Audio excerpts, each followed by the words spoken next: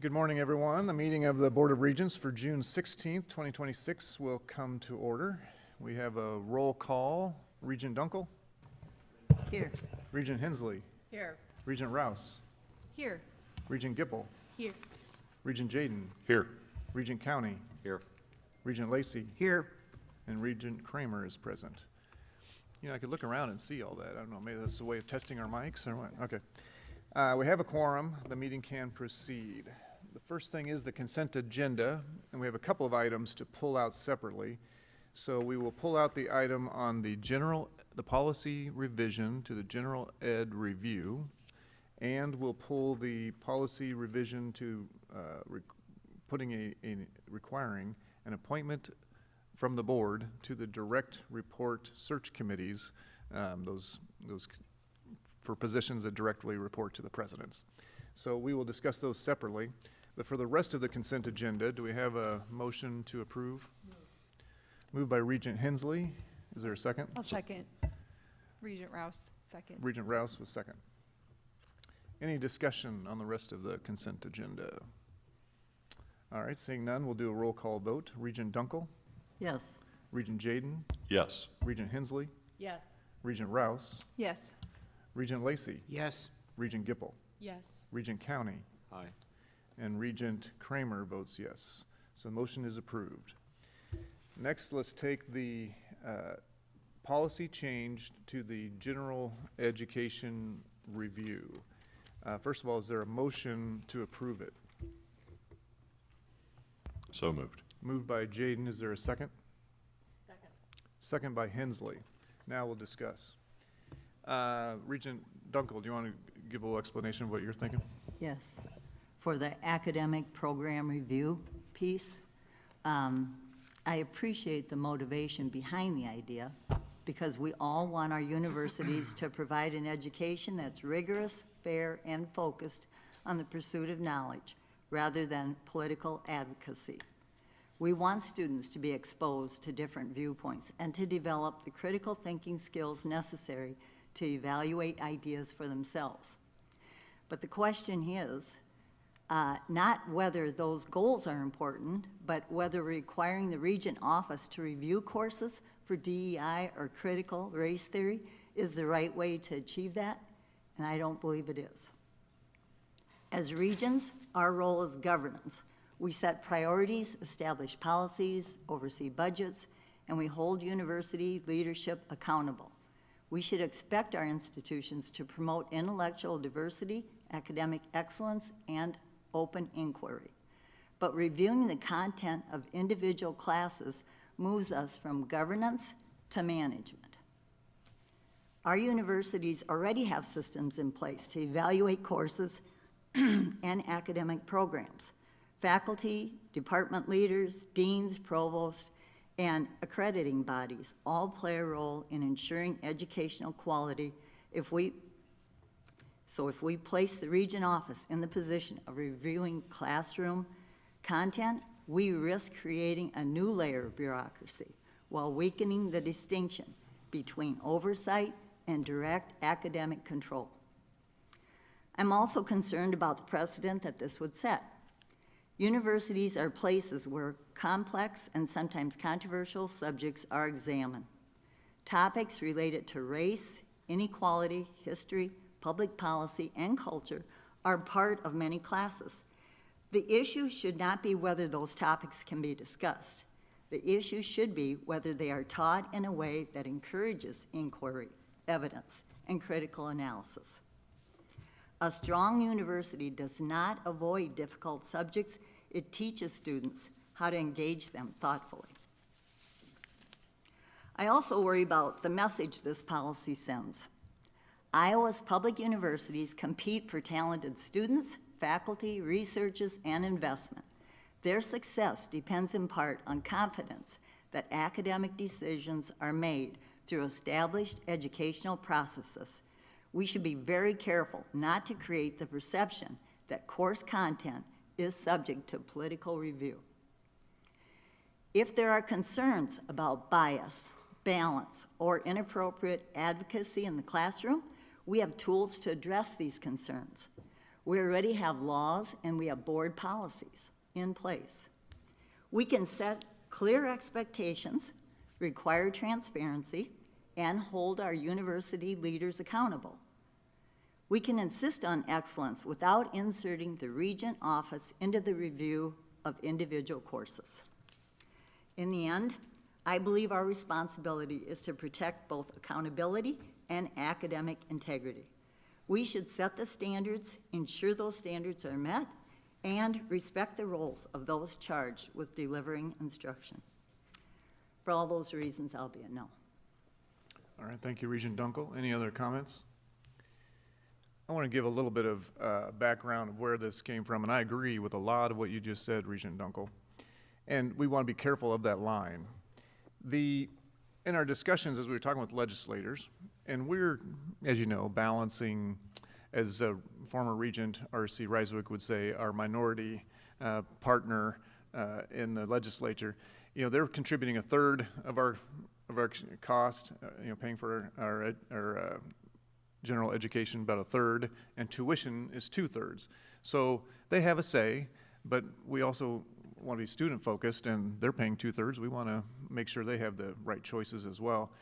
But as we started talking through the legislative session, this general ed review, we found out that there was a disconnect between us and the legislature of what is going on in general education. What's required, what classes are out there, what is the DEI content, and so this was a way for us to find out, and this is all this is a way for the board to know what is going on for general education, what's required, and we are going to look and see what the DEI content is, but my thought is we'll probably find out that there's not nearly as much as what the legislature thinks. We'll also find out that it's being, we think the vast majority of our faculty are presenting it in a fair and professional manner of describing what these things are, but not pushing an agenda one way or the other. And that's what I'm hoping to find, and we will not be cutting any classes or making those kind of decisions because of this review. This review is going to give us information. But during that process, by the way, I think that transparency will be good for all of us to just know, what's going on. But then also there's legislation there that ended up passing requiring the change in credits of civics and history. Our position, board position was, we think civics and history are great, but we think this should be handled through board policy. And we really thought that there were enough legislators that agreed with us that probably wasn't going to pass. However, it did there in the late hours. And so we're gonna make it work, and we want to, and we've been starting to meet with the universities, and the universities are going to make this work. It's going to be disruptive. It's going to be hard, but I want to be clear that we're not going to add any credits required to students. We're going to push hard on the universities. They're going to replace some credit requirements with these new civics and history requirements. That eliminates a lot of the problems. That eliminates the extra cost to students, the extra time required. But it's going to be really hard on the universities to have to go through, degree by degree and try to make room for these 6 credits. As our REAP expert over here is going to say, we need to do this as efficiently as possible. So even here at the University of Iowa, where the new law says it's going to be done through the Center for Intellectual Freedom, which was not part of the law anytime we saw it. We were trying to help the legislature make it as best as possible, and it did change there at the end.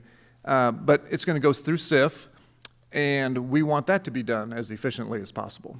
We don't want to start from scratch and hire all new faculty. We want to work with the university and see if we can do this in the best way possible. So I totally appreciate your concerns, but I just wanted to give you a little history of kind of where we were coming from. So, any other comments about that?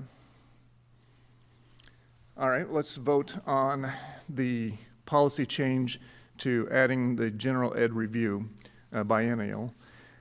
So we will go through that same list. Regent Dunkel? No. Regent Hensley? Yes. Regent Rouse? No. Regent Gipple? No. Regent Jaden, Yes. Regent County, Regent Lacey, Yes. and Regent Kramer votes yes, so that is approved. Excuse me. The next one is the policy change, which would require the appointment of a board member to every search committee that is for a direct report to the president. Is there a motion to approve that? I'll move. Moved by Hensley. Is there a second? I'll second. Second by Jaden. Discussion. Yeah, Regent Rouse. Thank you. Similar to Regent Dunkel, I will be voting no on the proposal to add a regent to search committees for direct reports to the presidents. I appreciate the intent behind increasing board engagement and senior hiring decisions, but I believe this change blurs an important governance boundary. Our strength as a board lies in setting policy and evaluating outcomes while trusting presidents that we hire to build their leadership teams. That separation of roles help maintain accountability and effective decision-making. So for those reasons, I believe maintaining clear lines between governance and administration or management serves the institution and the state best, and I will be voting no. Any other comments? Regent Dunkel? I too, again, I would just repeat what I have just said, but also that governance and management are two separate issues, and I believe that we're stepping over the line here.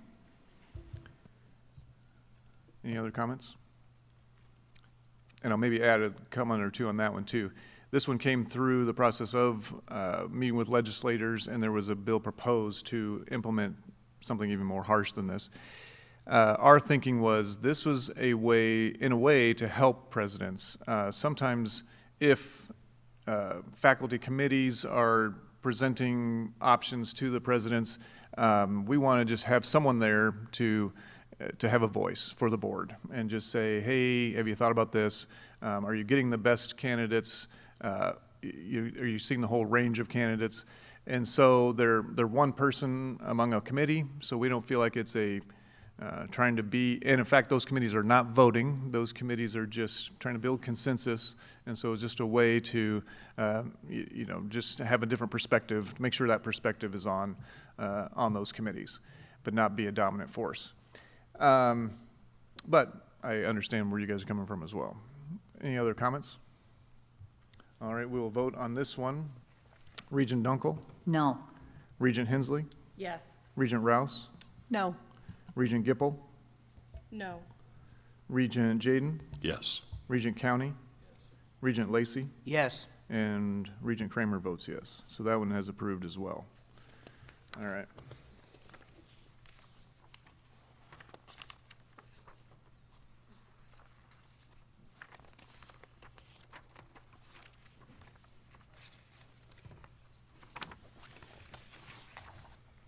I don't have a board president report this time, so I think we're ready to move to reports from the university presidents. So I'd like to recognize each president to report on recent activities, and we'll begin with President Wilson.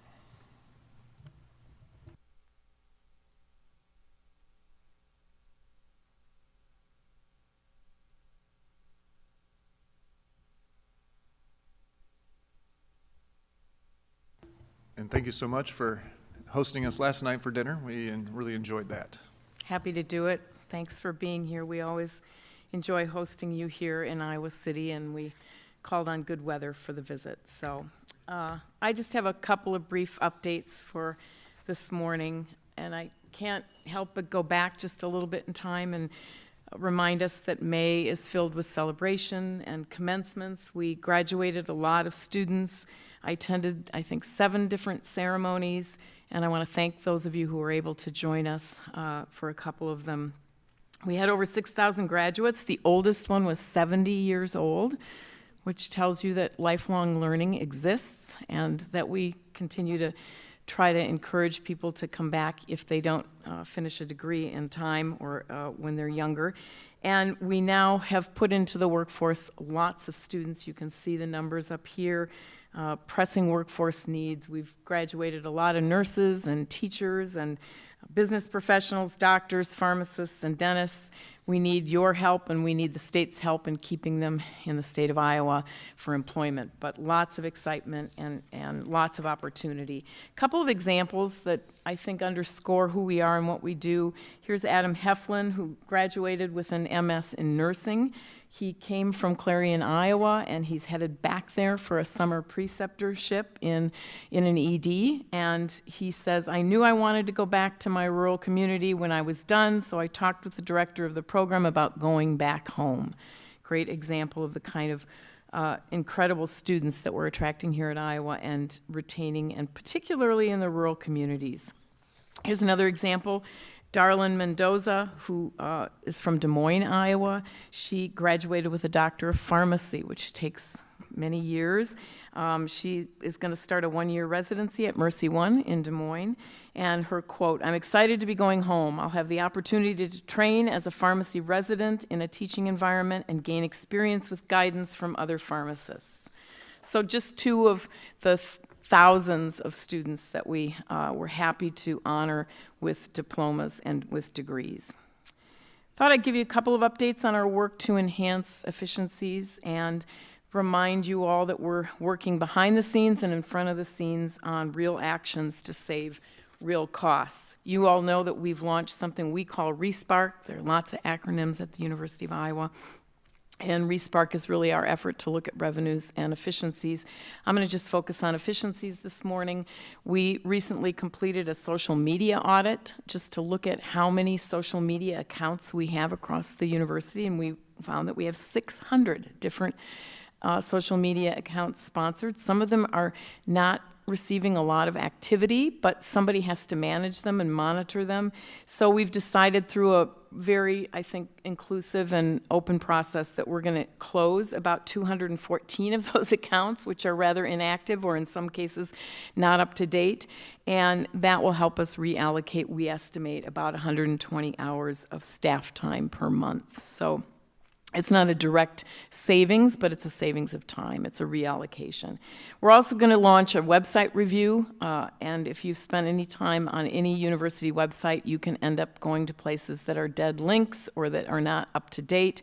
We're probably going to find some of those things too. We don't know yet, but our goal will be to reduce the risk that there's inaccurate information or dead links out there, and to try to reallocate employee time by removing some of those websites that are not functioning as they should. That will start in the fall of 2026, so I'll come back with a report later about that. A couple of other examples. We've been talking all the time with you about deferred maintenance, and you heard from Rod yesterday about our work. In just this year alone, we've raised, or are in the process of raising, 10 different facilities across the campus. We will do a lot of reduction of our square footage, and we estimate just from this process that we'll save $49 million in deferred maintenance. And then we've got projects in construction or that will be completed this year that will add another $86 million in deferred maintenance reduction. So the total just for this year by the end of the year should be about $135 million. We are laser focused on what our footprint should be and how to allocate space and how to reduce deferred maintenance. And you saw some of the projects yesterday morning as we were driving around on the bus. We've also launched a really interesting example of a project, and I might have mentioned this last time, but it bears repeating. We've been looking at what we call energy bands. What are the temperatures set in different rooms across the campus? We have labs, we have classrooms, we've got office space, and currently the band is set from 69 to 70 degrees, and we've figured out through a process of assessment that if we expanded those bands a bit, so our band for heating would move to 68 to 72, and our band for cooling 72 to 76, might make it a little warmer or a little colder in some of these spaces, but we estimate we can save about $800,000 in recurring money if we change those temperature bands. I'll be back to you. I'm hoping our staff don't complain too much, but we're going to have a little bit more flexibility in the temperature settings across the campus. And that's just another example of a small but mighty change that has real savings. We continue to elevate our national brand and to make sure our faculty and staff and students are recognized across the country for their exceptional work. I have to just call out that we were really excited about some Pulitzer Prize winners this year. We've had over 40 Iowa-affiliated Pulitzer winners since 1929. We do keep track of these things. And we've had 6 since 2010. So we had 2 this year that we're really excited about. We had one of our individuals won a Pulitzer for fiction, Daniel Kraus. He received his BA in Communication Studies, which is a discipline close to my heart, and he won the Pulitzer for fiction for his book Angel Down. So if you're looking for any summer reading opportunities, I might recommend that book. We also learned that we were responsible for or connected to a Pulitzer for memoir or autobiography. Yoon Lee won that Pulitzer for her book Things in Nature Merely Grow. So another example of a great book recommending. She's going to come to campus in October. If any of you like to come and visit and hear her speak, just let us know. We're excited about that. Beyond those kinds of awards for writing, which you know is a real strength of the University of Iowa, we're doing amazing work in science, and I hope that you were excited and felt proud about the work you heard about yesterday. In epilepsy and Parkinson's. Here's another completely different example, and we just pulled one to show you. James Byrne, who's only an assistant professor in only because he doesn't have tenure yet, but I think he's on the path, is an assistant professor in radiation and oncology. He's an MD, PhD, so he's one of those brilliant folks that was able to not only get a doctor of medicine, but also a PhD. He came to us from a postdoc at MIT. His lab is working on developing what he calls GEMS, which stands for gas entrapping materials. And these gases deliver oxygen and carbon dioxide to accelerate diabetic wound healing and to enhance the body's response to cancer therapies. His lab is doing this in ways that are drawing attention nationally. He's filed multiple patents already. He's launched his own company. And recently he was named one of 2 finalists for the 2026 Bio Innovation Institute and Science Prize. I love his quote here. Imagine sipping your medication off the top of your latte or hot chocolate. This idea is not science fiction.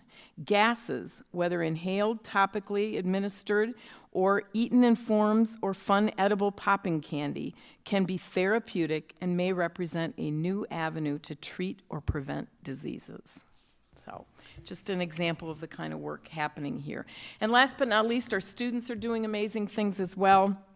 Excited to share with you that Nina Osborne, who's a double major in geographical and sustainability science and environmental policy and planning, was named a 2026 Goldwater Scholar.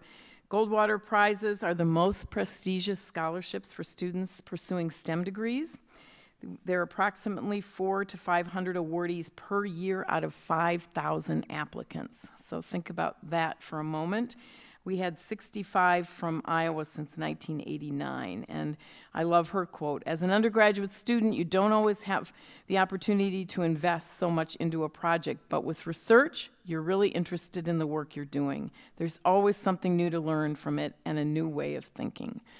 So she will benefit from a Goldwater Scholarship in the coming year. That's the end of my updates. Happy to answer any questions if you have them. So, I'm sorry, Chris. No, go ahead. So, Barb, it's the end of your fiscal year, and you're looking forward to the next year. I'm going to ask this of each of the 3 presidents. So, Barb, I put you on the spot first. Just right off the top of your head, I would love to hear 2 or 3 things you're really proud of that happened in this last fiscal year, and as you look ahead, 2 or 3 things that you and your team would really like to get accomplished before we're sitting here a year from now. 2 to 3. Well, yeah, not Just off the top of my head. not 100 No, things, but things I'm really proud of. I have to just keep drilling immense pride in our retention rate, our freshman retention rate. We hit 91% this year. That was a five-year goal was 90%. We hit 91 this year in the fourth year, end of fourth year. I have to say that, you know, it's easy to have high retention rates when you're an incredibly selective and exclusive institution. But when your doors are wide open to 80% of your applicants and you're hitting a 91% retention rate, it means that your campus is devoted to student success across the board. When students come to Iowa, they know they will be supported, not just in mental health, but in their curricular endeavors and in their ability to learn how to study and learn how to learn and learn how to lead. And so the 91% is incredible. We're going to keep pushing that. I don't know how high we can get, but to tell students our doors are wide open and we're going to ensure your success, we are among a very small number of institutions at our level that is able to say that.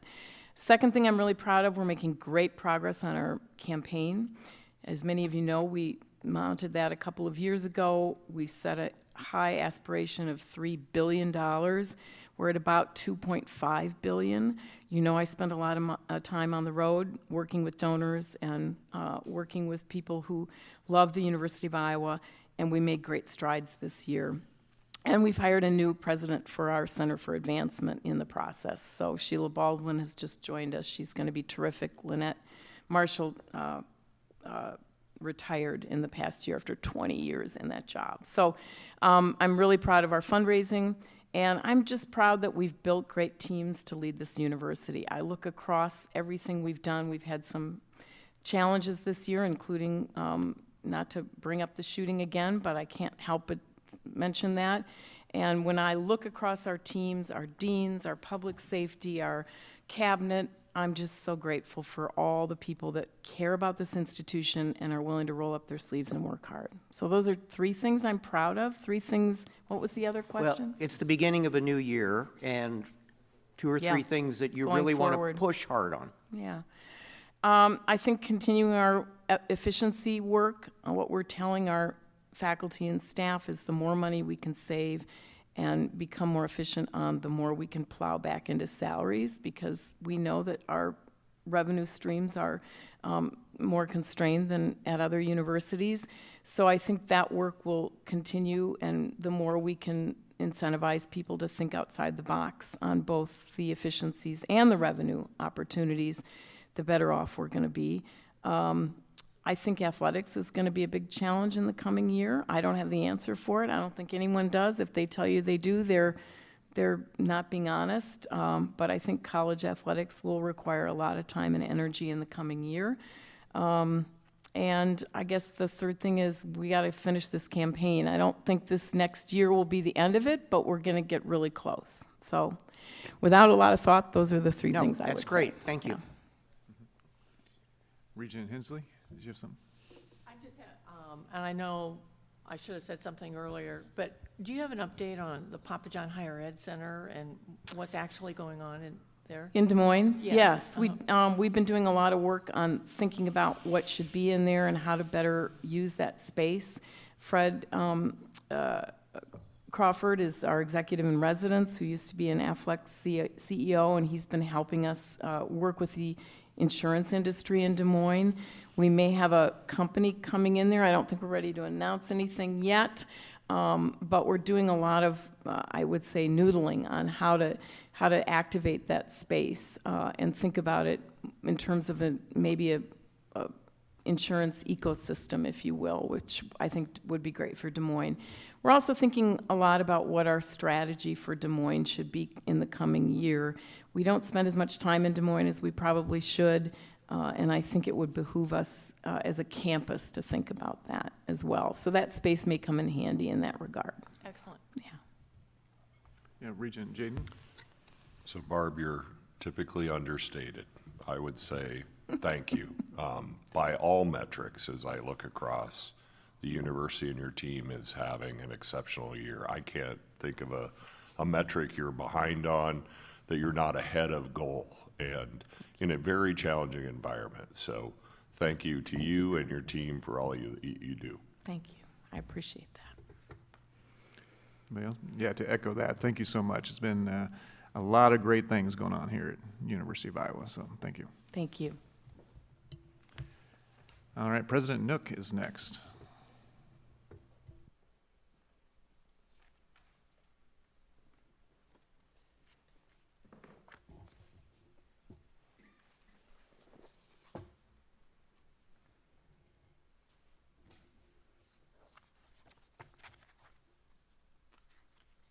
Mark, that looks like a J.C. Ryswick blazer right there. It is one I'd love to have him wear, yeah. I can get one for all of you if you really need one, let me know. Yeah. It's always a trick to try to balance this purple just right and not end up looking like you came from a Fruit of the Loom commercial. Thank you. First of all, thank you for the opportunity again to tell you a little bit about what's going on at the University of Northern Iowa. Special thank you to Barbara and her colleagues for hosting us here at the University of Iowa and all their hospitality. You know, on our campuses, it is a time of celebration. We've just gotten through commencement and graduation, not only honoring those students, but thanking those students for the impact they've made. And now we're in the middle of orientation season as we're welcoming new students to our campus and helping them learn to be successful in their collegiate work on our campus. It's a very exciting time to see these young people and their parents coming to our campus. As I mentioned, it is a time, though, of celebration. It was our 149th spring commencement. And our very first year, we didn't have a commencement that year. We offered a few certificates. The first commencement actually happened in the spring of 1878. So next year will be the 150th commencement exercises. We had about 1,500 graduates this year. 90% of them were Iowa residents, coming from 93 counties, and over a third of them were first-generation students. Remarkable for an institution of our type. I want to thank Regent Dunkel for attending our ceremonies. It was a pleasure to have you with us and to have you share remarks with our students. We had 3 outstanding speakers. We don't invite outsiders in to speak. We have our students speak. And Sarah Tully, a BA in Management and Organizational Leadership, spoke at one of those. Patrick Hurd, BS in Biology, spoke as well. And then Cullen McSweeney, a master's candidate, now graduate in interdisciplinary studies, spoke at the third one. It really is a wonderful opportunity not only to congratulate our students on the work that they've done in reaching this amazing educational goal, but it's an opportunity for us to thank them, to let them understand that we do understand the impact that they have on our campus. They change the life of our campus. By their interaction with our faculty, with the other students, they help each other grow, but they also help our faculty figure out what they really need to do to help them grow and to meet their not just educational goals, but their professional life and, as importantly, their personal life goals. So it's always great to sit down and celebrate with these young people as they graduate from the University of Northern Iowa. I want to introduce you to Isaac Simpson. Isaac didn't graduate. We're looking forward a little bit here. He'll graduate within the next 12 months, probably at the December commencement exercises. Isaac's first interaction with the University of Northern Iowa was at the age of 3. He grew up in Cedar Falls, and at the age of 3, he started taking violin lessons at the UNI Suzuki School. He continued to do that throughout his young life, and then ultimately worked with the Purcell School of Music here in Iowa City. He is a member of the Viola Studio on our campus. He is the lead violinist in the principal violinist for the Northern Iowa Symphony Orchestra, and he is a materials science engineering major and will be graduating soon. He'll be our first graduate in that program. In that program, he's had the opportunity to do undergraduate research at our Foundry 4.0 Center and the Metal Casting Center. He's interned with John Deere, and when he graduates, he will be a 4th-generation engineer on his mother's side. So he's an outstanding young man, really pushing the boundaries for us, and will be our first graduate in the materials science engineering program. Looking forward to shaking his hand as he walks across the stage. We, this past year, had our longtime dean of the Wilson College of Business announce her retirement. She finishes up at the end of this month. I want to take just a moment to say thank you to Dr. Leslie Wilson for all that she's done, her dedication to the university.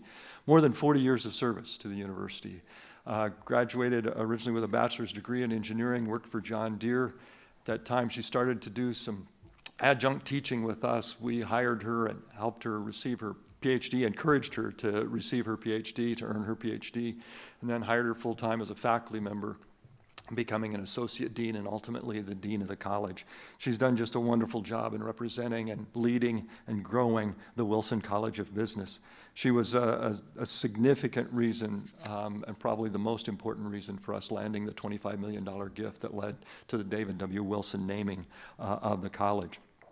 It is an exciting time, as well as we say goodbye to Leslie and wish her well, that we have named a new dean of the Wilson College of Business, and we are welcoming a friend back in Dr. Ken Burns. Ken is currently serving as the Chief Academic Strategy Officer at Missouri State University in Springfield. He holds a PhD in economics and a master's degree in economics from the University of Illinois, with a bachelor's degree from St. Louis University. He's held numerous faculty and administrative positions at Missouri State and at the University of Northern Iowa. Just after he received his bachelor's degree in business administration, he worked for Unity Health in St. Louis, helping them do supply chain analysis and things before deciding to go back and get his master's and PhD and becoming a faculty member. So we're excited to welcome Ken back to campus and look forward to his leadership in the Wilson College of Business. Continue a little bit with some of the things happening in the Wilson College of Business. Again, our accounting program was rated as the #1 institution by the magazine Accounting Today. It lists UNI as #1 in the nation for CPS success, especially on that CPA exam. There's 4 parts to that exam. No one prepares their students better to pass that than the University of Northern Iowa. We have a higher success rate than any other institution. Our students also have a 100% placement rate upon graduation. We have looked a few times, and so many of our alums end up in C-suite positions within the big 4 accounting firms, CEO, CFO, COO. At one time when we did this analysis, there was no other university in the country that had more C-suite graduates than the University of Northern Iowa. We continue to have a large number of partners in many of those as well. It really is the case that if you're looking for the best accounting program in the country, the place to look is here in Iowa at the University of Northern Iowa. I want to say congratulations to all of the faculty that work on this in preparing these students for great careers in accounting, not just to pass this exam. But it is the case, if you don't pass that exam, you're not a CPA. You don't move into public accounting. This is something that was recognized decades ago and was put into place at the University of Northern Iowa. And it was really a point of pride and distinction for our campus. Another point of pride and distinction in the College of Business is our real estate program. We receive funding from the state to support the real estate education program. The 5 women that you see here, moving from left to right, Kaylee Tigner, Anna Wildeboer, Sarah McAven, Laura Bostwick, and Madison Marcus. They were also joined by Samuel Loss, who wasn't able to be available for this picture. But recently they competed in the NIOP challenge. NIOP, the acronym is no longer actually used. It's old, it's defunct. It at one time stood for National Association for Industrial and Office Parks. That was dropped back in like 2009. But it is a commercial real estate development association, so commercial real estate. Every year in the Midwest, it's hosted by the University of Minnesota. There is a big conference and students compete in to test their real estate development skills. And they're given a project to pitch to investors. They have to go through the budgets, the timelines, the market research, and the financing. And UNI took home the top prize this year. As one of the students who happens to work in the president's office that I know well, Anna Wildeboer said, she was so excited, she says, "Yeah, we beat the big guys." I looked at her and I said, "Anna, we are the big guys." And she laughed and she says, "Yeah, I guess you're right." We continually do well in this particular area and at this particular contest. But it was fun to talk with these young people and see their excitement. All of them are graduating. 3 of them are working with principal in one way or another. Another one is working for WSC, which is also a commercial real estate company, and Anna out of our office is working with Denny Alwell Corporation. So congratulations to them, to the faculty members that supported them in developing this presentation and in their future endeavors.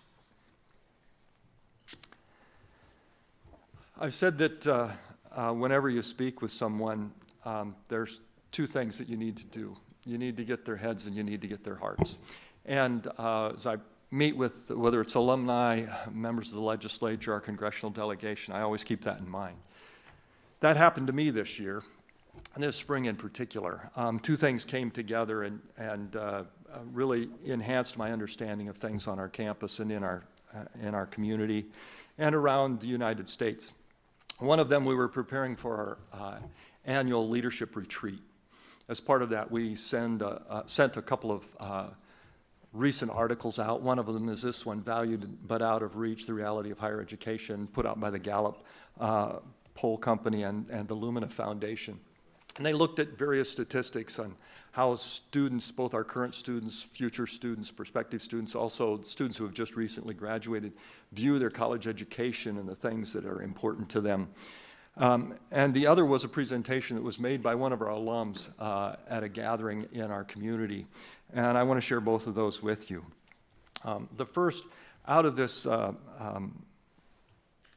document, Valued but Out of Reach, when I first read it, there were so many things that we wanted to talk about, but after hearing Hannah Luce speak, there was one of them that really jumped out to me, and I want to share it with you.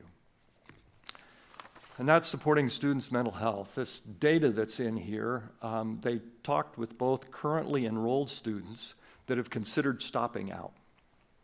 Of those that have considered stopping out, their number 1 reason for thinking about stopping out was emotional stress.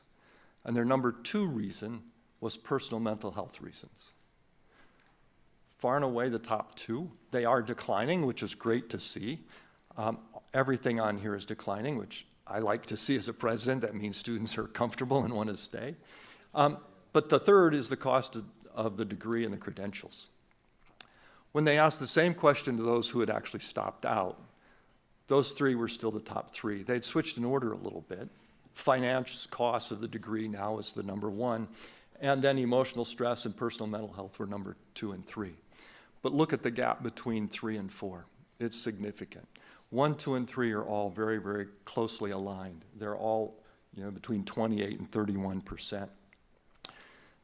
Mental health issues, emotional stress is a mental health issue. Emotional stress, mental health are really 2 of the things that we have to pay attention to. These are retention issues. These are graduation rate issues. And they have an impact on our ability to educate students. We have to start to pay very close attention to them and make sure that we are helping our students. On our campus, we have several entities that support our students' mental and emotional health, from our Student Wellness Center to our psychiatric and counseling services that they do case coordination, individual therapy, group therapy. They use an online service, TELUS, that helps students connect at any time throughout the day with someone that can help them. We've processed over 539 individual cases in the past year, and 226 of those were referred by faculty or staff members on our campus. They didn't walk in. Someone on our campus noticed a student was struggling and made a referral to one of the services on our campus. I want to introduce you to Hannah. Hannah is an exceptional individual. She's an Iowa City West grad. As she says, West High, best high. Her presentation to the Mental Health Awareness Breakfast, which is hosted by Unity Point each year, Hannah was born in Minneapolis, but grew up here in Iowa City and had a remarkable high school career. She was one of the valedictorians. She grew up in an extremely caring and loving family. As she said, "I love you" came easy in that household. We had conversations frequently about all kinds of things. She loved to ride her horses. She was an equestrian rider. At the University of Northern Iowa, she graduated in 2021. With a BA in Recreation, Tourism, and Nonprofit Leadership and a minor in Political Science and International Affairs. As a student, she was a career guide. She was a Global Studies Fellow at the Global Livingston Institute. She was the Nonprofit Alliance Student Association Executive Director. She worked as a Green Iowa AmeriCorps volunteer. And she served part-time as the Executive Assistant to the Waterloo Schools Foundation. Just after graduating at the tender age of 21, she became the CEO of the Waterloo Foundation, Schools Foundation, and a remarkable young woman. In 2015, she nearly took her own life. And she tells a remarkable story of how she got to that point. It is a story that is a story of faith and a story of recovery and a story of resilience. I really honor Hannah for the courage that she had to stand up and tell that story. There was not a dry eye in that room as she spoke about her background and what went on in her life. She credits a friend who happened to stop by on the night that she had planned. She was writing the letter to her family when the phone rang, and that she ignored, and the doorbell rang, which she ignored, and then the phone rang again, which she ignored, and then there was pounding at the door. And she went to answer to see who it was, and it was a friend. I said, "Hannah, something's wrong. I don't know what it is. I just feel something's wrong." Hannah recognizes that that friend saved her life that night. She had it. She was ready. She was going to take her own life. It led to conversations with her parents that they'd never had deeply enough, and it led to conversations with friends, and it led to therapy. She is doing extremely well, as you can see. She credits the love of her husband. She credits the love of her family. She credits the gifts that were given to her by her therapist and the people around her. She credits her life to her friend. What it pointed out to me in light of the data with this story that touched my heart and touched the hearts of so many is that what we think of and what we often perceive as the people who deal with mental health issues is a small tip. It touches all of us. It has touched all of our lives in some way, shape, or form. And mental health doesn't just lead to suicide, it leads to many other problems in our society as well. We need to make sure that our students have the help that they need to be able to get the help while they're students so that they can be successful in reaching their educational goals, so that we can prepare them to reach their professional goals and manage their healthcare issues as part of that, and to get them the support they need while they're in our educational institutions. So it has been a remarkable time for me over the last couple of months as I read through the data, the impact on our students, and then had the opportunity to hear Hannah's story. It really did point out the impacts that mental health can have on our society and on our campuses. So in closing, let me say again, thank you, and remind you that the purpose of the University of Northern Iowa is to enrich lives, communities, in the world through our students, faculty, and staff. I hope you can see through the few examples that we've had, like Hannah, whose courage has allowed her to step out and communicate to people around her the impact that mental health issues have had on her life and are having on our society. The impact of the 5 young women and young men who took home the NIOP award and are now the big cats in real estate education. The work of our accounting faculty and our students to pass that CPA exam and to create professionals in the accounting field. And young men like Isaac Simpson, who not only are talented engineers, but talented musicians and are using their talents to serve our communities and to serve our universities. So thank you for this time, and I'd be happy to answer your questions. And thank you for asking, Barb, because I got my list ready now. So that's my question. Fire away. Yeah, so a few things. One, I'm very excited for what's happened with the Center for Cultural Education. The way that has, Center for Civic Education. That has developed greatly. Allison Rank has been absolutely a wonderful choice to lead that entity.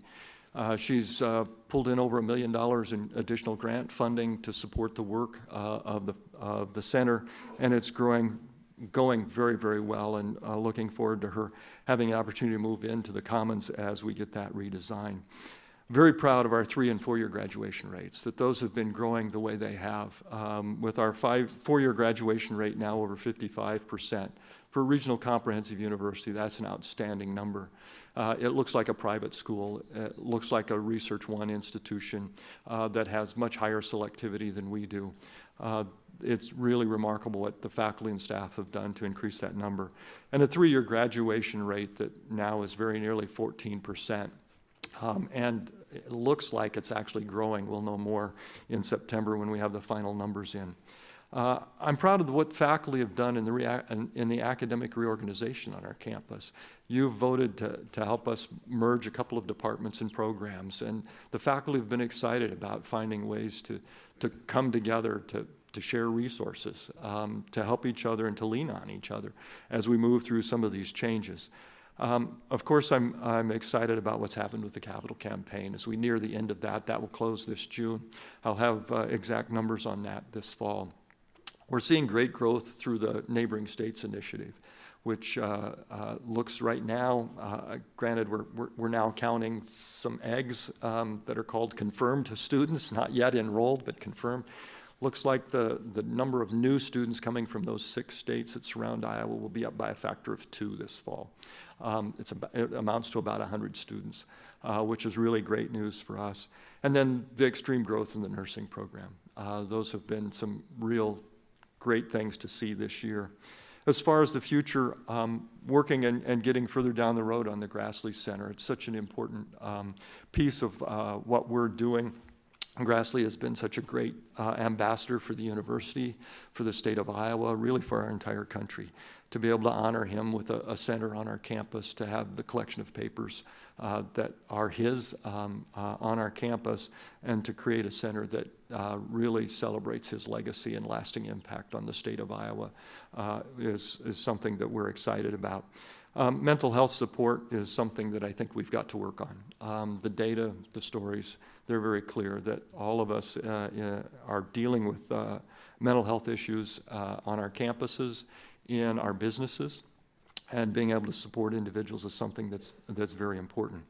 I'm excited for what we will be working on this year to continue to grow the neighboring states. Ultimately, we want to get that so the growth is a factor of 7, not a factor of 2. The data says we should be able to get there. Of course, it depends on how things continue to change, what happens with the economy as well. Like President Wilson, concern about athletics and the funding there. We're in the Wild West right now. Things are changing very, very rapidly. Legal cases, things happening at the NCAA level, puts a lot of pressure on athletics programs, puts a lot of pressure on universities. To figure out, what is the purpose, what is the role of athletics on our campuses, what's the funding levels that are appropriate, how do we manage those? Because it is an important resource for us. It's clear that people know us because of that. We are linked to the campuses in our conference. We're linked to the campuses we play, right? We had an opportunity to play in the NCAA men's basketball tournament. We're linked to St. John's University because that's who we got to play, right? It is important for us to think about those things as we consider what athletics means to our campus. This year, of course, we will celebrate our 150th anniversary in September at the meeting in September when you're there. That will be a great celebration that will extend through our homecoming. And then I'm excited to see what happens with the Panther District. We will probably take the first steps in announcing what that's who's going to be involved in that, and what might happen with that. So watching that continue to develop is also something that I'm excited about for the next year. So thank you for the question. Yeah, Regent Inslee? Couple of comments. Number one, I want to add a few more facts to your UNI accounting program. Yes. Because Gay Halverson, who was the chair of the accounting department, and really was the one Yes. that set the direction for the success of the accounting program, and another faculty member was Lee Nicholas. Yes. Both outstanding, and I think Gay is still in Cedar He is. Falls. I don't know where Lee's at these days, but they deserve a tremendous amount of credit. And I would also add that many of the UNI accounting graduates had multiple offers, and the competition was really significant in who was successful in Yeah. landing one of those recruits, so Yeah. they're outstanding. Yeah, thank you. Galen's a special friend and really close to my wife. They go to softball games and basketball games together. Gay's a remarkable individual. Just a story about our accounting program. When I came to this state 9 years ago now, almost 10, one of the first people I met was a person who is the vice president at one of the accounting firms in Des Moines. He said, when we have accounting openings, we always get 100 or so applications, and we really can't read through all of them, and we don't. He said, we sort them, and we put them into a pile. We look at the institution they're from, and we put them in a pile, and their GPA, and if their GPA is high enough and they're from the right institution, they go into a pile, unless they're from UNI. And then we don't care what their GPA is, they're in the keep pile. Yeah. He says it's the only institution that we don't look at their GPA, because we know regardless of their GPA, they're going to pass that CPA exam. And without passing the CPA exam, we really can't use them. So it was a remarkable way to start and to understand how important this program is. One other comment, we had the student leaderships this morning for breakfast. Yes. And their number one priority was mental health. And I guess, they've gone back to the legislature. They've not been successful in getting money from the legislature.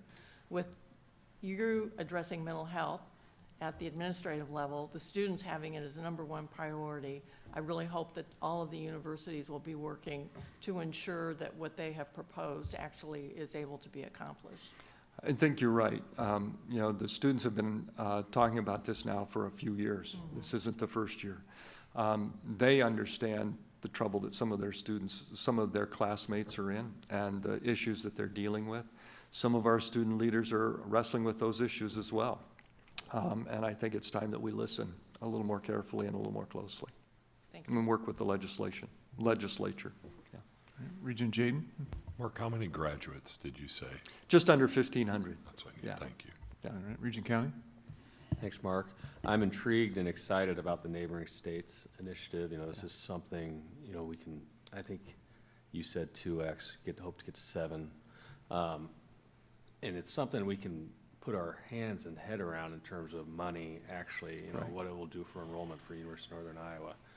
My question is, are other states going to start fighting fire with this one? What do you think? Do you worry about that? Yeah. What might you prognosticate there? So the fire, we're not the spark, we're part of the fire, right? Other states have already done this, right? I hear Dave Cook laughing behind me because I know North Dakota was doing it in Minnesota. They had a reciprocity agreement. Minnesota and Wisconsin have had a reciprocity agreement for a long time. This isn't a true reciprocity because we aren't necessarily, those other states aren't necessarily offering the same to our students, but South Dakota has been offering in-state tuition to Iowa students for a long time. Many of what we are seeing is that we are seeing a change in the students that are applying to our institution. Before, they tended to be of a pretty high social economic background. We're seeing that now, those coming from those states look a little more like the social economic background, the average social economic background of the students on our campus. I think that's why our yield rate is going up as well with these. I think there will be some individual institutions in some states that will offer the same thing. That won't necessarily compete with us getting students from those states. It will compete with us keeping our own students at our institutions. One of the pluses that I think we have is that Iowa built the right set of institutions when they set up their system. We did not overbuild the regional comprehensive campuses in this state. We have 3 institutions. They're all very strong. They each have their own mission. They know what it is, and they focus on it. And they do a great job recruiting in the state and recruiting out of state. That we've got that focus and each institution is there gives us an advantage that other states don't necessarily have, especially those that have overbuilt their infrastructure. Yeah. Good point. Any other questions? All right, thank you, President Yep. Nook. Thank you. Good report. President Cook.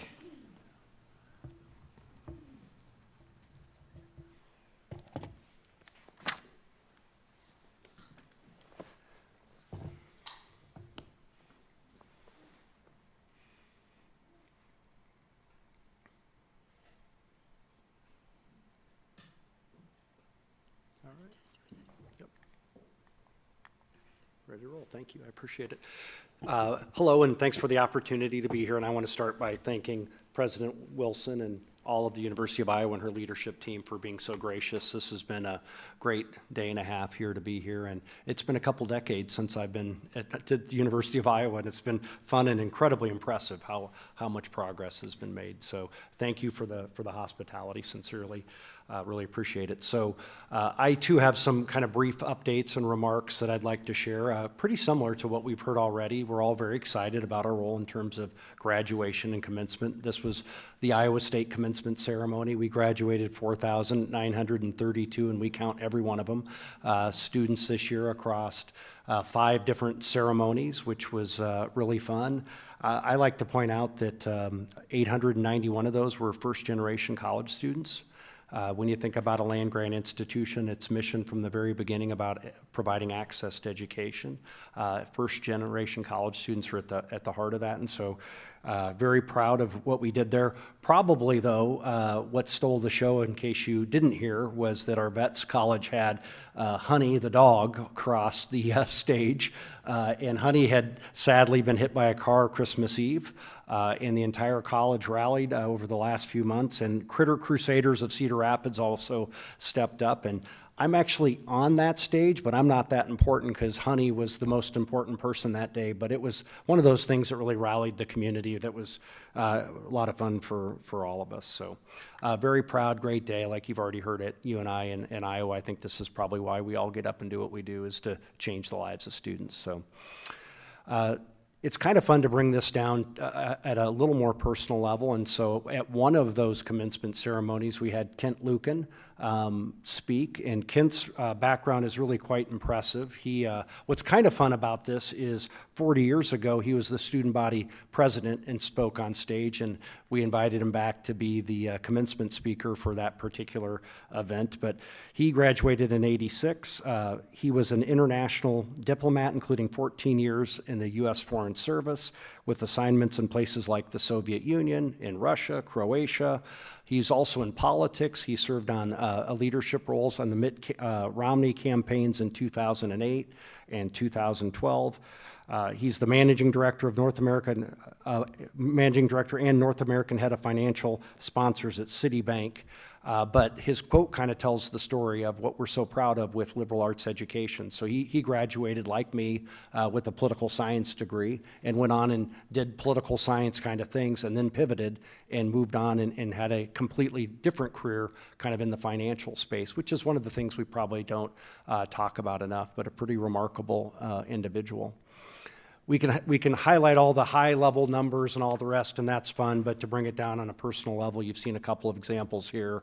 We have a young man, Egan Kirk, from Lee Summit, Missouri, so that's, Kansas City, Missouri area, a degree in chemical engineering, who is graduating and working in Iowa at the Koch Fertilizer Fort Dodge location.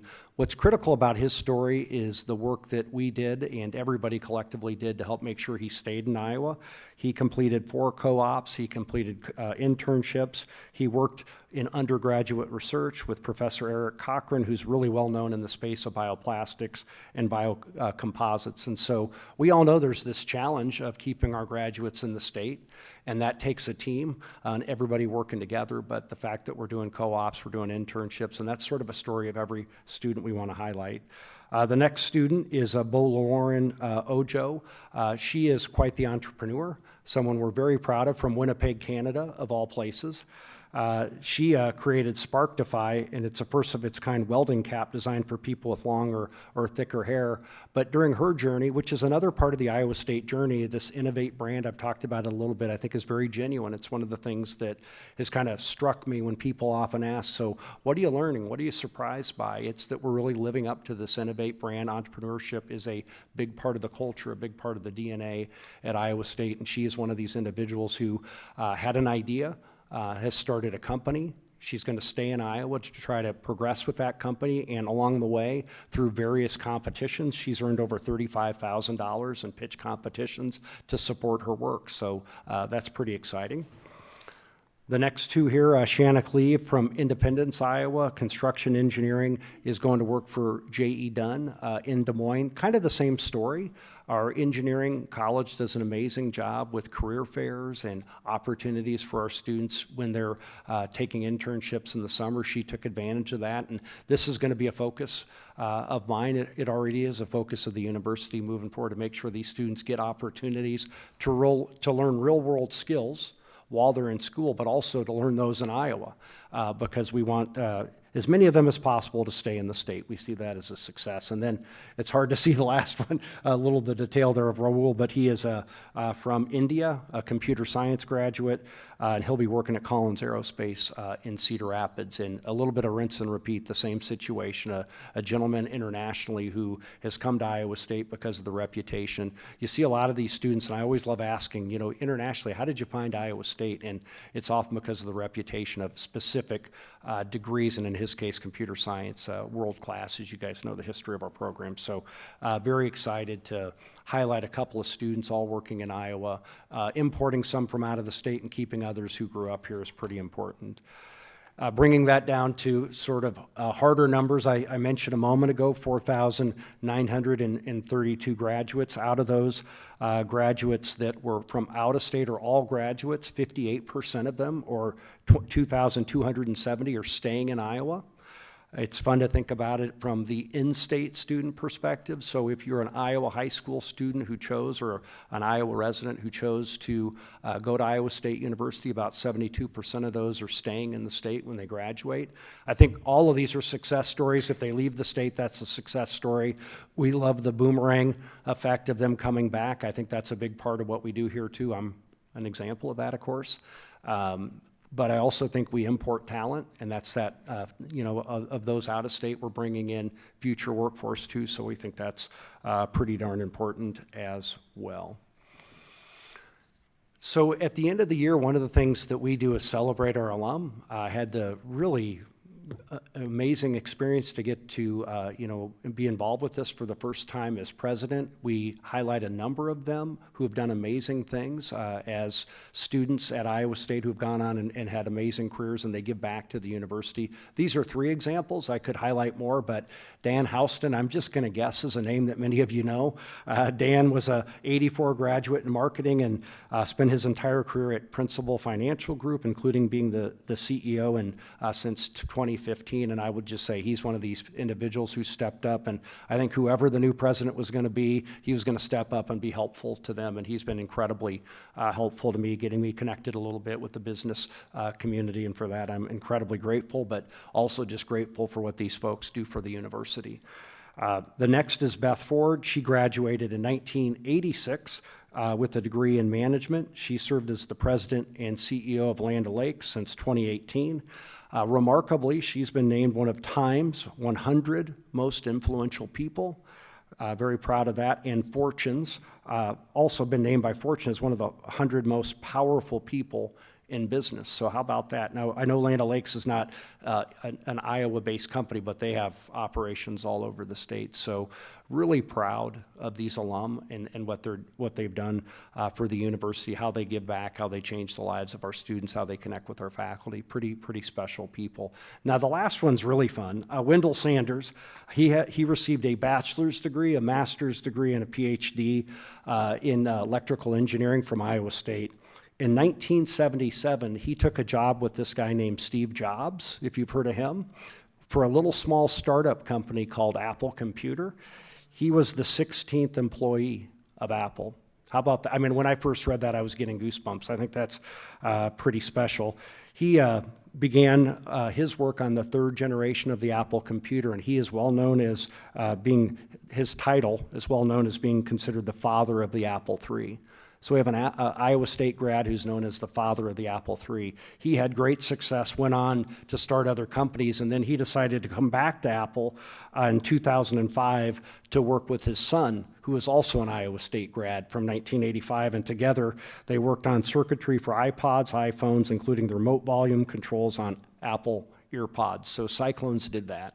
That's pretty cool, and a father and son cyclone did that. So these were a couple of the people we got to celebrate. I love telling these stories, especially to stakeholders and leaders across the state, because our graduates are going on to change the world and do amazing things, just like you heard the stories from my colleagues a moment ago. Another thing that we're excited about, we're a little bit different from the other institutions here, our Center for Cyclone Civics. We have funded that internally, so we've reallocated $500,000 of university dollars to see this be successful, and I think it's rolling and doing quite well. It's had 16 lectures thus far, including lectures by Iowa Secretary of State Paul Pate and Iowa Supreme Court Justice Christopher McDonald. Across these 16 lectures, they've had 3,000 attendees, so getting the word out, having a lot of success there. They've also put together these bite-sized videos that you can see on the Cyclone Civics YouTube channel. There's 14 of these short videos where we're just continuing to educate on civics. Obviously, this is a hot topic these days, a hot topic in our state, and I think we're doing great work there, and that's work for people across the state, but especially our extension leaders in the 99 counties have been really pushing this to the K-12 level. We also successfully, I would say, piloted a 3-credit-hour program on American civics, examining the U.S. system of government and requiring readings of Americans' founding documents. So we've already put that class out there and piloted it, and we're building on that for fall and future semesters. I mentioned our work with K-12, and I think I talked about this the last time I was in front of you. I'm really pleasantly surprised, a little blown away, frankly, that around campus all the time you're seeing K-12 students, especially now that the semester ends and we have a little bit of time to get more people on. I mean, just Hilton Coliseum, C.Y. Stevens, Sheeman. We have students, from all kinds of different areas constantly on campus. But we have also set up programs, micro-credentials that are critical to help educate K-12 teachers and students in the space around AI, creating these educational pathways. And we're also doing that for businesses. And so this is, again, one of the things I said last time, that when people ask about AI, how it's changing higher ed, what are you guys doing? Every day when I'm going around doing a lot of my listen and learn meetings, I'm every day learning something different that we're doing in the AI space, and I'm proud that we're doing AI education to help K-12 teachers and students across the state learn a little bit more. And as we all know, it is changing constantly. One of the things that's a little more burgeoning, thinking again about the land grant mission and how we help with agriculture, is the work we're doing to help meet the tax needs of Iowa farmers. So this is a real issue. We know farmers have complicated tax questions. They're dealing with issues like inherited land, livestock depreciation, and how to report on a tough harvest year. And sadly, those are things that happen. We've heard that through our extension and through our outreach through our College of Agriculture and Iowa State Center for Agricultural Law and Taxation and the Ivy College of Business have stepped up, and they're going to be providing pre-training across the state. A little bit like the micro-credentials, we often talk about the number of students that we graduate. Lifelong learning is a priority for the institution as well, and those numbers don't get included in the numbers you just heard me talk about a couple slides ago, but we're providing education, in this case for free, in the other case on the AI micro-credentialing for free, because it's the right thing to do to serve the state. I think we have that obligation. We rise to it, I think, happily and successfully, and we're proud to be helping our farmers and landowners across the state in this area that we heard from them they could use a little bit support from.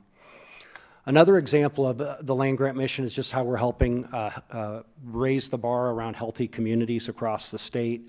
We received funding, one of our faculty, a CDC grant, to help with high obesity rates in 6 different counties. Remarkably, in those counties, the rate of obesity is over 40%. And what can we do to help? And so they've been working with those communities. Franklin County is one example where that has led to bike lanes, safer walking routes, and more school and community engagement, just about healthy lifestyles. And so this is a 3-year grant. Looking forward to having it funded for year 4 and year 5. We'll see how that all goes. But if you count up all the people that have access in those counties, it's about 85,000 Iowans. So making a difference that we're very proud of there in this program that we call LEAP, which is leveraging activities and partnerships to address obesity in Iowa. So a great example of the work that we're doing. You've heard great examples from my colleagues around REAPs and operational excellence, and I'm proud of the work that we're doing there. Probably could give a whole presentation on it, but just decided to pick off a few data points where we're working hard on. Around financial delivery, you can see on the slide that we have reduced staffing from 120 to 99 FTE while handling 430,000 transactions annually. So we've calculated that up to save about $2.4 million and avoided personnel costs. These things all add up. They all matter. It's the things we're doing all the time. It's the things we should be doing, and I appreciate the leadership of the board to kind of lean on us a little bit, because we have to continue to think about how we create revenue enhancement, but also how we can be more efficient. On the digital side, we've really moved to a lot of our check payments to go digital, not manual, and we've reduced that by 49%, which leads to just faster efficiencies. Not sexy, exciting stuff to talk about, but really genuinely that matters. And we've seen $1.24 million in annual cost savings or cost avoidance because of the good work here. Iowa State Online, an area where there's tremendous opportunity. We've centralized that, and we've done it with 10 fewer staff than we thought were possible. That was a saving of just over $700,000.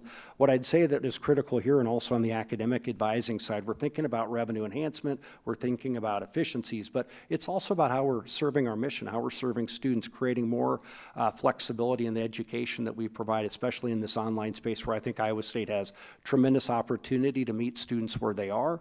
And through this centralized model, I think we're going to be able to do that even more effectively.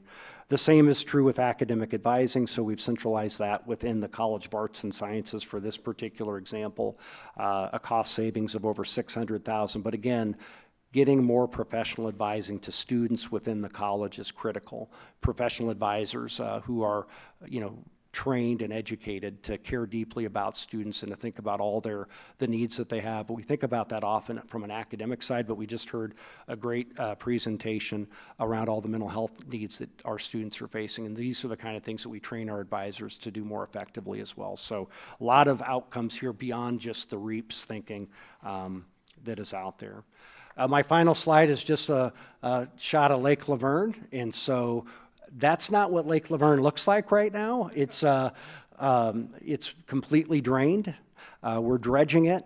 I'm sure you've heard the story here. It's fenced up. It's probably not its prettiest moment, but in about 1.5 or 2 years, it's going to be absolutely special. We have a $5 million in endowment dollars, philanthropy, really enhancing and overhauling, I think, one of our iconic landmarks of the university, all in the honor of Tahira Hira, who is Emeritus Professor of Personal Finance and Consumer Economics. I did not know her, but everybody knew her. Yeah, thank you. Thank you. And I did get to meet her husband recently, so which was pretty special. So this is going to be amazing. It's all the landscaping around is going to change. There's going to be a bridge on what would it be the southwest side. There will be an amphitheater on the south side. There's all kinds of other possibilities that we're working on. We just got to get through the next 1.5 to 2 years to get there.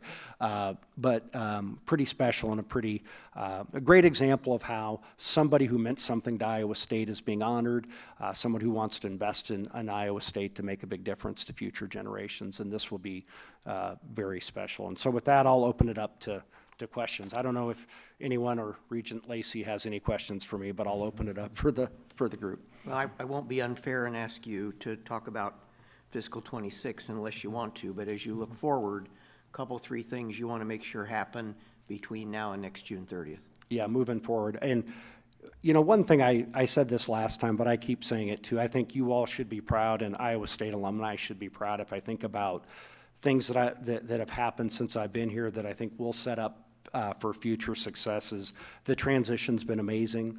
President Winterstein was amazing. Her whole office was incredible, helping me to get the information I needed, so day one didn't feel quite so stressful or overwhelming. The baton was handed off to interim President Spalding, and he continued that. I literally had a meeting with him this morning and others, so a lot of people helping the new guy, which is really greatly appreciated. So, you know, as far as, you know, moving forward, I would say thinking deeply about our role in the Iowa economy, what it means to be an economic driver for the state is going to be top of mind, obviously, as agriculture, but we're beyond that. We play a critical role in the state. We have to play a critical role in that space. I think that's going to be driven by meeting the workforce and talent needs of the state, thinking about our role with industry. That's going to be absolutely critical, and I can elaborate on that.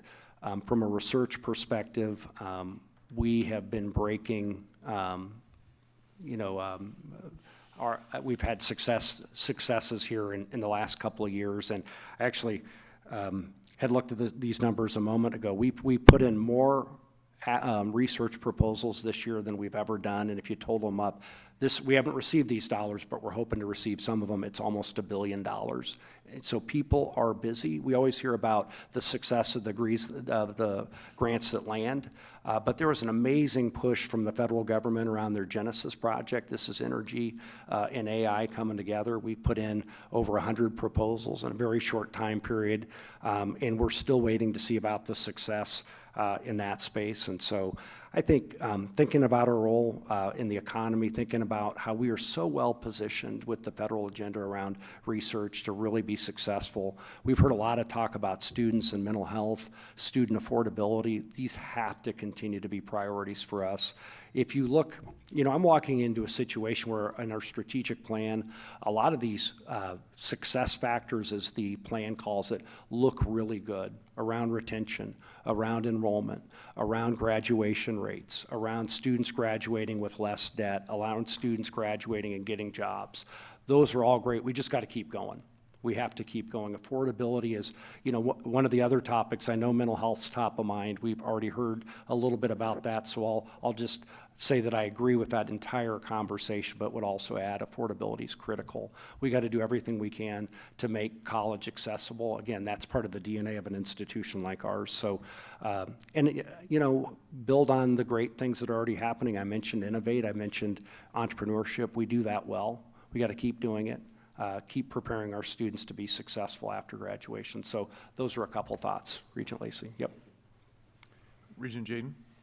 So, an input and a question. Okay. So you talked about succession planning and going so well. I would encourage you as input, get together with your team and assess and say what worked and what would you do differently. Okay. And share that with our other institutions, because this is Oh, maybe a right. model that we're gonna have change in everywhere, hopefully not for a while and a long time, but if it's worked well, it'd be interesting to see bet. that. And second, you know, both Mark and Barb talked about athletics, and certainly it's been an interesting week in the Big 12. But it would be interesting at some point, given Iowa State's unique situation with the Big 12, on what are you thinking about to do differently going forward to come back? And we can do that in a smaller group, or but I think that would be helpful for us to understand, not necessarily approve, but at least understand what you're thinking and how it might be different going forward to address things. Yeah, certainly you've heard about it already, the world of athletics. We each have a different perspective on it because we're all unique, and so Iowa State's perspective on it, particularly in the Big 12, particularly this week, there's been a lot happening. You're seeing a lot of different universities be pretty innovative, think differently, and so to your point, Regent Jaden, I'd be happy to take a hard look at, you know, what things are going on out there to make sure that Iowa State is set up for success. So thank you for that advice and feedback. Anything else? All right, a great report. Thank you. Thank you all three. Boy, we've got a lot of things to really be proud of. We have three great universities, so it's good to hear all those reports. We'll take a 3.5-minute break, and we'll come back. Okay, maybe we'll stretch it to 7 minutes. and we'll come back for a faculty presentation.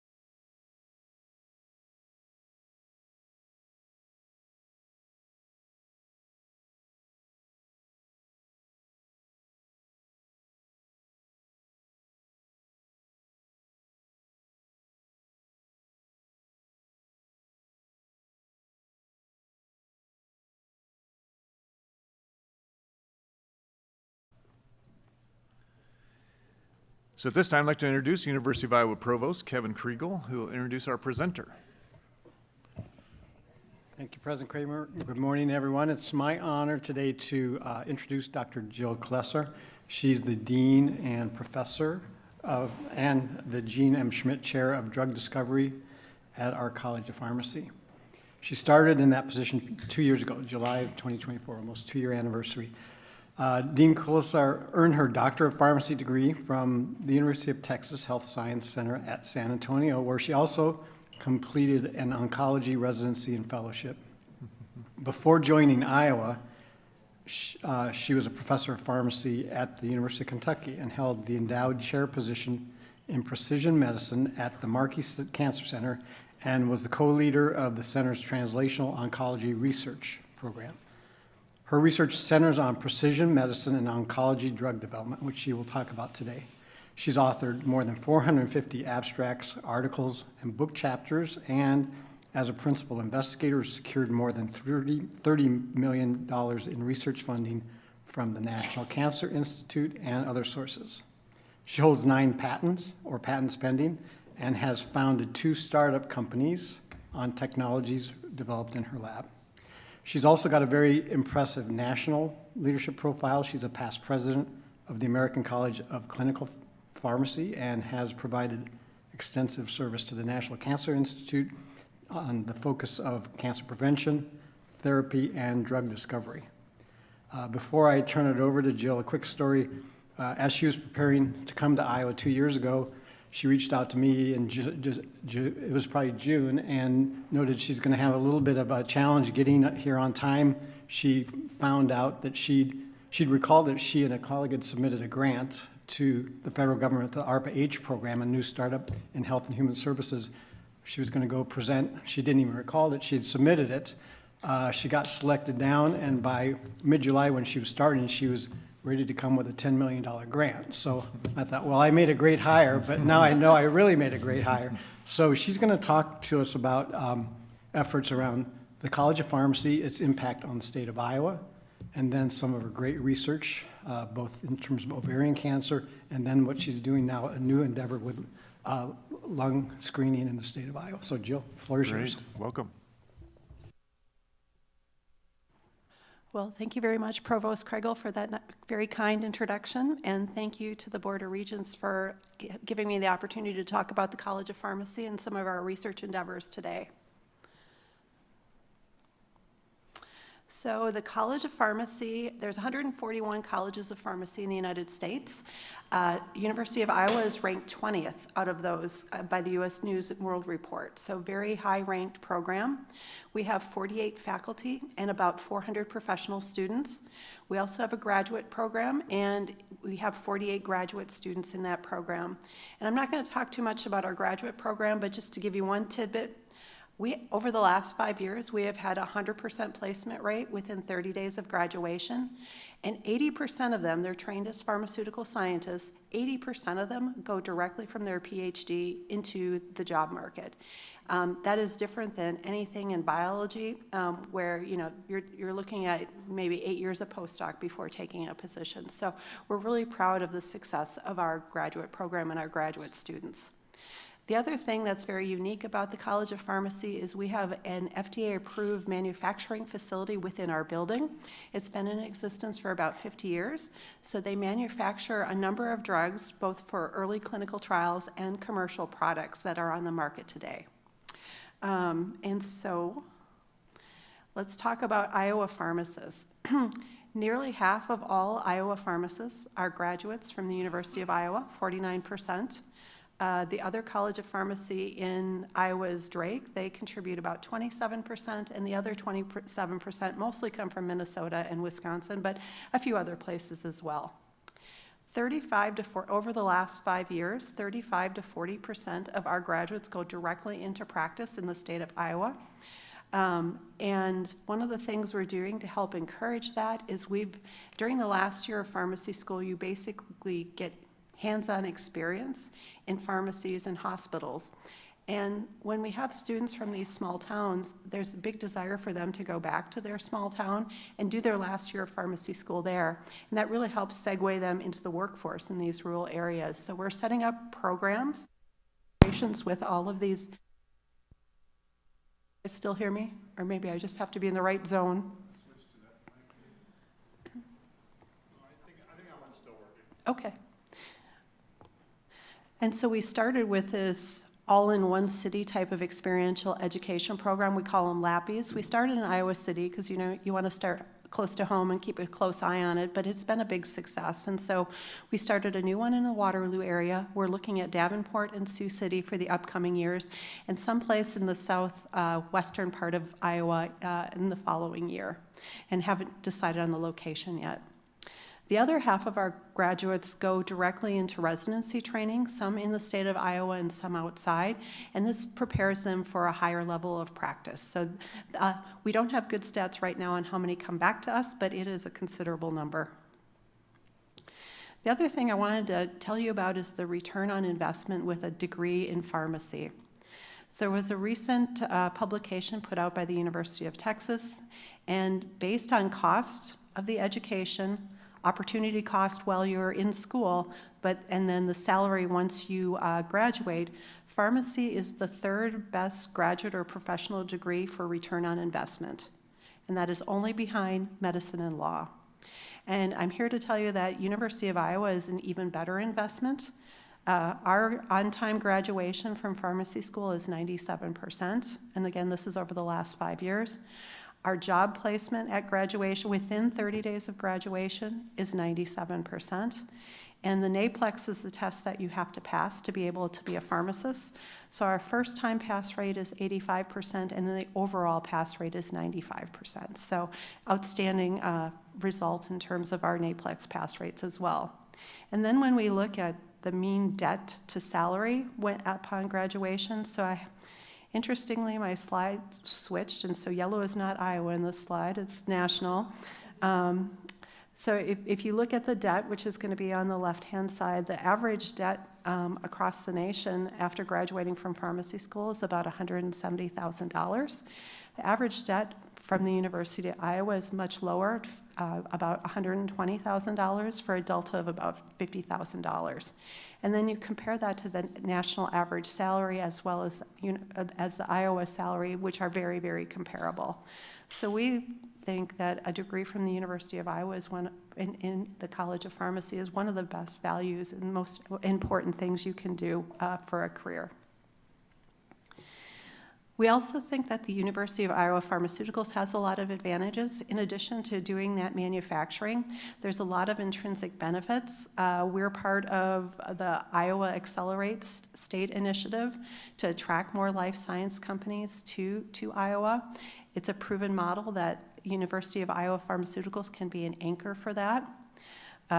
It helps with site development when somebody wants to start up their company fast and start manufacturing drugs. We're in the market where we're very speedy and nimble, so we can enable a very early project start and a seamless tech transfer to new facilities. It's also building the workforce pipeline. Our graduate students are able to train in this program as well as our professional students, and so that's invaluable experience that our students can get if they want to go into industry. It also creates there's up to 20 new positions that we're expecting to hire this year. And even more importantly, it retains that talent in Iowa and can help us with our out-migration. So that's the College of Pharmacy in a nutshell. Let me go on and tell you about two cancer projects that are part of my research that I'm delighted to say I've been able to bring to the University of Iowa. The first one is developing a new drug for ovarian cancer, and the second is implementing lung cancer screening in community pharmacies. So I think we all know that ovarian cancer is a very serious disease. There's about 20,000 cases nationally every year. Deaths. So the primary treatment for ovarian cancer, I know it's like distracting, sorry about that. Maybe I have to sit exactly still.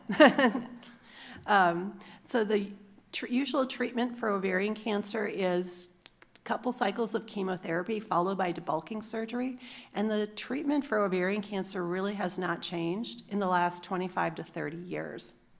And most patients do recur of their disease and ultimately end up dying of ovarian cancer, and it's incurable in advanced stages.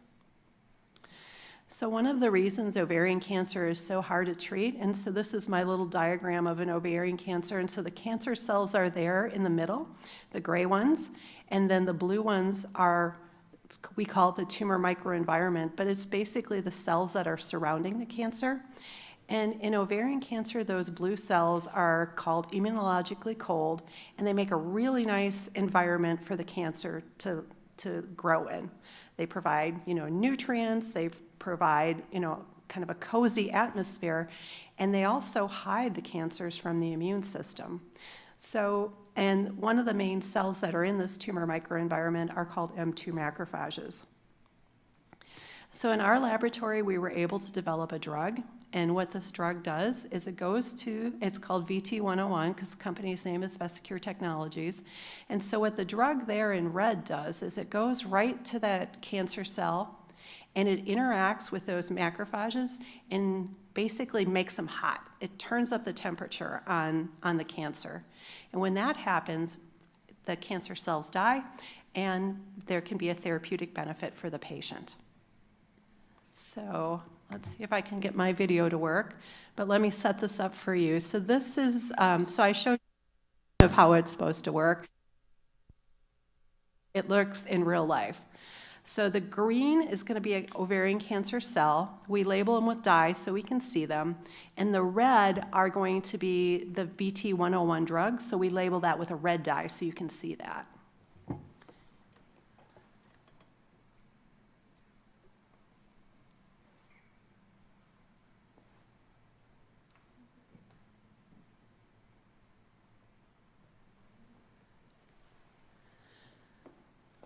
So what you're seeing now is really the drug in action. So when you introduce the drug, and this isn't a tissue culture, so when you introduce the drug in red, it migrates through the culture and it finds the cancer cells.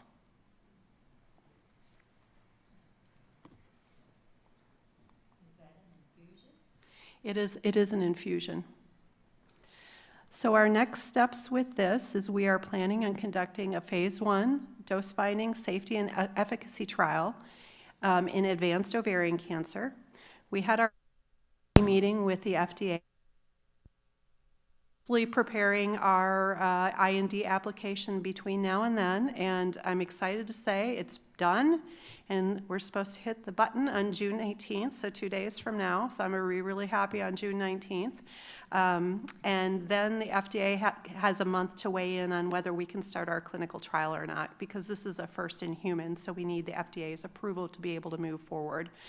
But we did everything that they asked in the pre-IND meeting, so I hope that they will be amenable to us moving forward. And then I just wanted to introduce you a little bit to the team. So,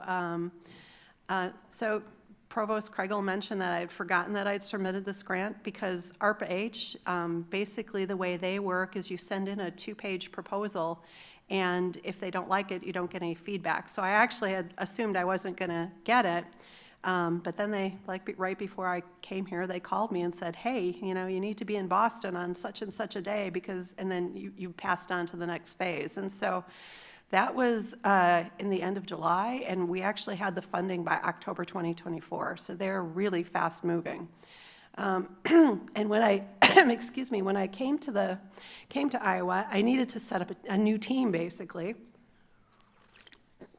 And I'm just delighted to tell you about our team. So I think many of you probably know Dr. George Weiner, former director of the Cancer Center. So now he's having fun in his post-Cancer Center director days. He's a card-carrying immunologist, so he is evaluating how our drug is interacting with the immune system. Underneath him is Dr. Mike Goodhart. He's a gynec surgeon. He is going to be the principal investigator of the clinical trial. Next to him is Annette Schluter. She's a pathologist at the DeGowan Blood Center. So she set up the manufacturing because this is an autologous product, so pretty complicated manufacturing. And to come to a new university and get this set up and going in a really short period of time. I mean, this is almost unheard of. So I can't say enough about the great collaborators I've been able to work with since I've been here. Underneath Dr. Goodhart is our collaborator from public health, who is the biostatistician. And right behind the coffee urn is my collaborator from the University of Kentucky, where we developed this technology. And he is a genius with anything cell membrane related. And Melissa Fath is a scientist in my lab who, basically is the one who's doing all the legwork on the IND submission. So thanks very much to this team. I really couldn't have done it without them. I'm going to change gears a little bit and talk about lung cancer screening in Iowa. So Iowa has higher rates of lung cancer. I think we all know this and are all concerned about this. Higher rates of smoking, radon exposure just because of the limestone. But we also know that lung cancer screening saves lives. And unfortunately, only 1 in 5 Iowans who are eligible for lung cancer screening get that screening.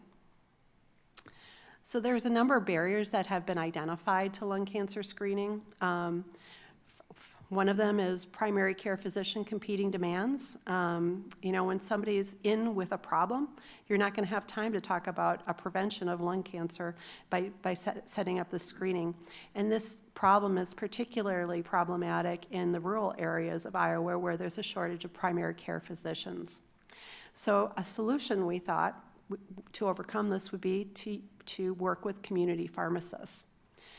The other issue is rurality and lack of access to care. Community pharmacies could also be a solution for that. 90% of Americans live within 5 miles of a pharmacy. Even in rural areas, 90% of people in a rural area will live within 10 miles of a pharmacy. So pharmacies are going to be very accessible points. And the other kind of issue is that the standard of care is a low-dose CT scan, which can be complicated to set up, and a lot of people don't want to have them.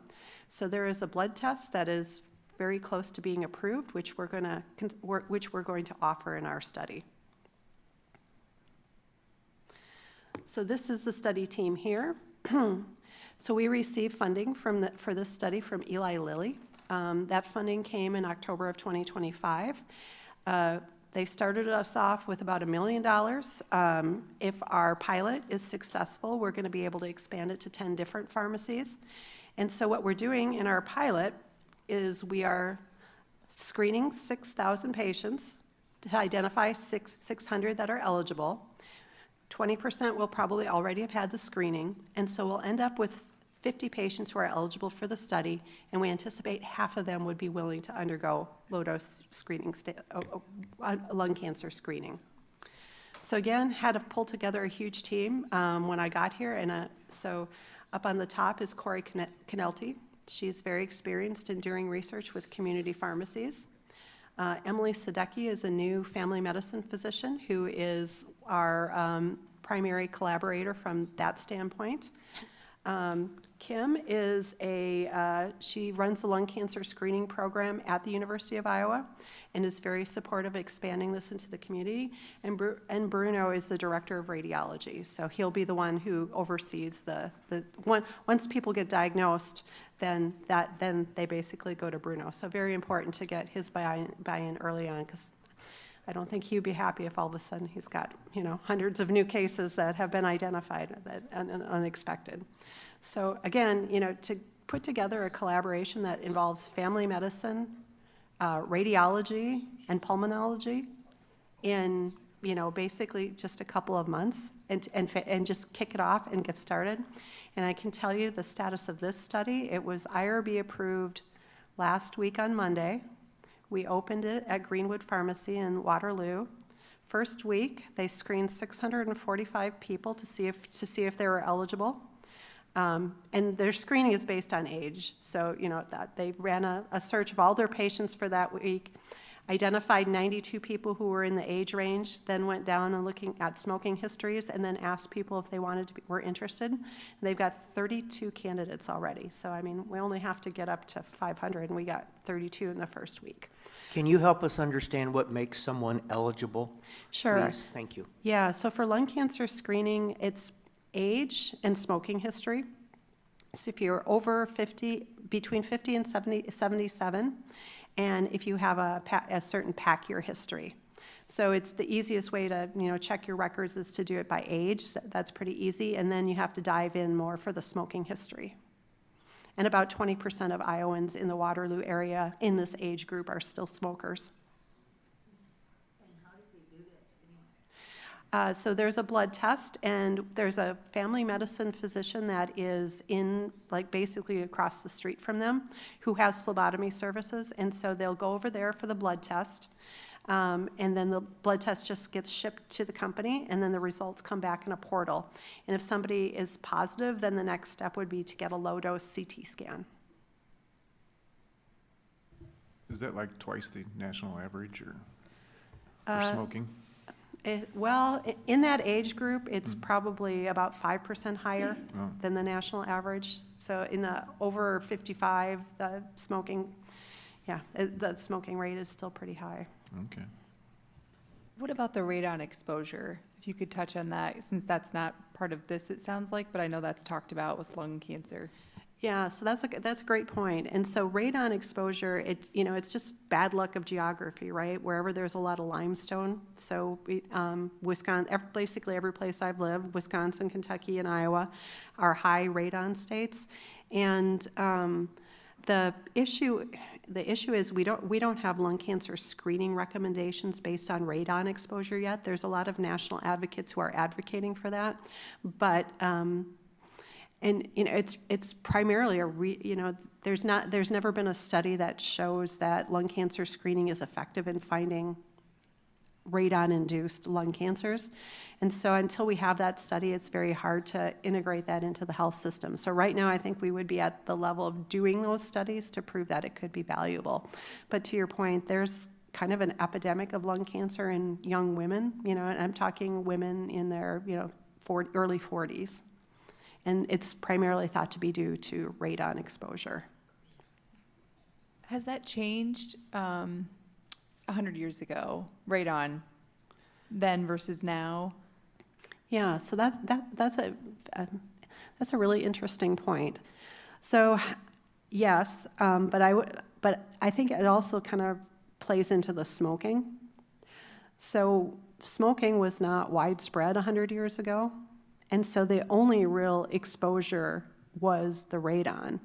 And so now, there was a period of time where, fortunately it's passed, but smoking was nearly ubiquitous, right? And so even if you weren't an actual smoker, you were exposed to a lot of smoke, secondhand smoke.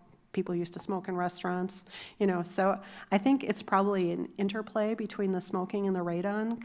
I mean, I'm sure 100 years ago, well, I guess diagnosis is an issue too. 100 years ago, I think it would have been very difficult to diagnose a lung cancer because we didn't have CT scans.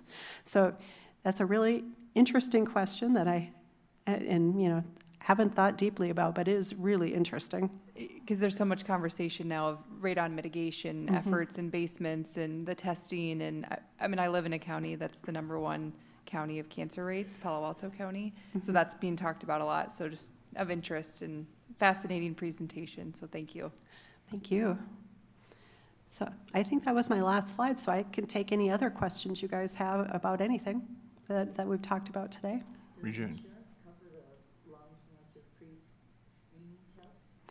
So right now, insurance does not cover the blood test. The study is going to pay for that. I would anticipate if with an FDA approval, it would be within the next few years that they could enter the marketplace. The blood test is offered, and so let me take a step back. So the blood test is commercially available and offered. So there are some insurances that cover it.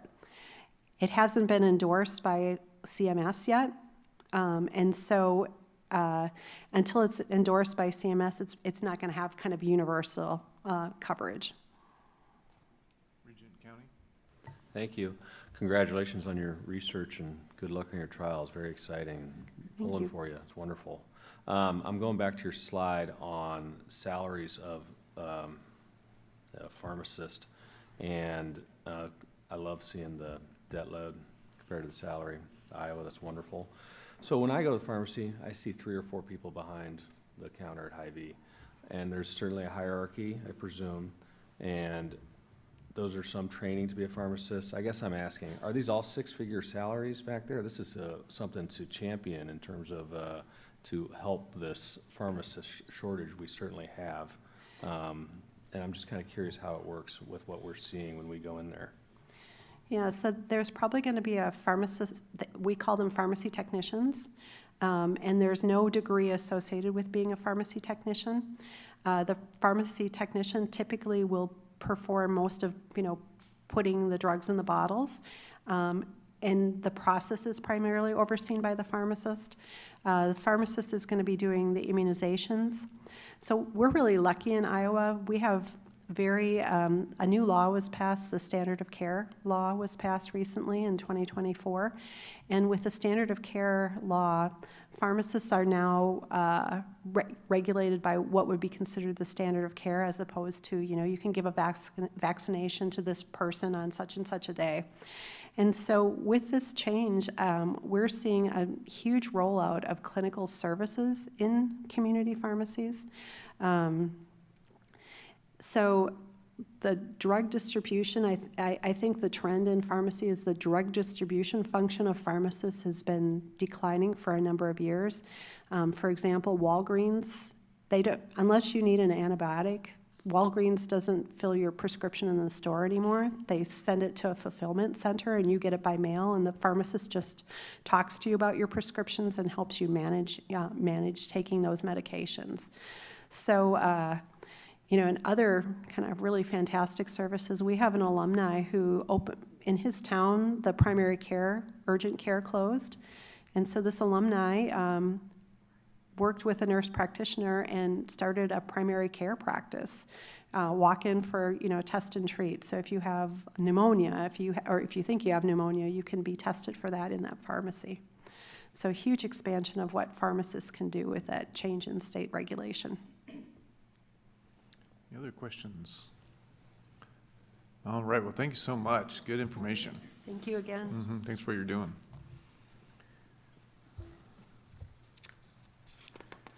So now recognize Carol Ann Jensen, the Chief Operating Officer for the Board of Regents office, and I will hold that for just a second.